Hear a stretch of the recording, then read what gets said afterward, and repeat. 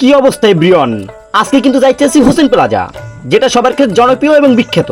তাদের পক্ষ থেকে আমি যাইতেছি এবং আমার পক্ষ থেকে আপনাদেরকে নিয়ে যাব। Let's go.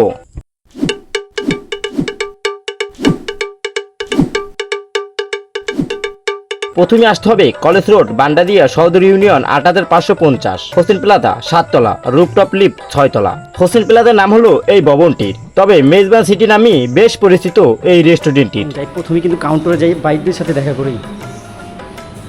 আসসালামু আলাইকুম ভাই, কি অবস্থা, ভালো আছেন? আরেক ভাই এবং ওই যে অপরচুনিটি আরেক ভাই আছে, এবং সুন্দর পরিবেশটা কিন্তু দেখানোর জন্য কিন্তু এখানে আমার আসা। হোসেন প্লাজা সবসময় বলে থাকি যে বান্ডারি উপজেলার কোনো উন্নত মানের এবং ভালো মানের রেস্টুরেন্ট থেকে থাকে, তাহলে কিন্তু হোসেন প্লাজা।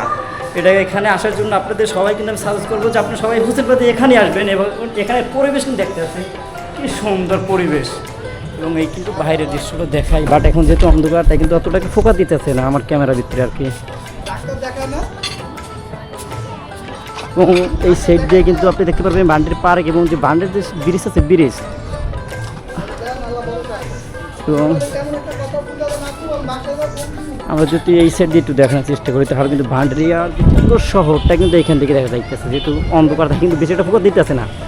আর এই যে কি করতে পারো, হ্যাঁ আসছি এখানে আসলে বরিশাল বিভাগের যত নামি দামি খাবার আছে সব খাবারই কিন্তু পেয়ে যাবেন এই মেজবান সিটিতে। এবং শুধু খাবারের জন্য বিখ্যাত না, এখানে রয়েছে উচ্ছৃঙ্খল মুক্ত এক পরিবেশ এবং ছবি তোলার জন্য খুব সুন্দর সুন্দর স্পট। এখানে মূলত চাইনিজ এবং বিভিন্ন সুস্বাদু খাবার পাওয়া যায়। গ্রাহকদের রিভিউ অনুযায়ী এখানকার খাবার মান ও স্বাদ বেশ ভালো।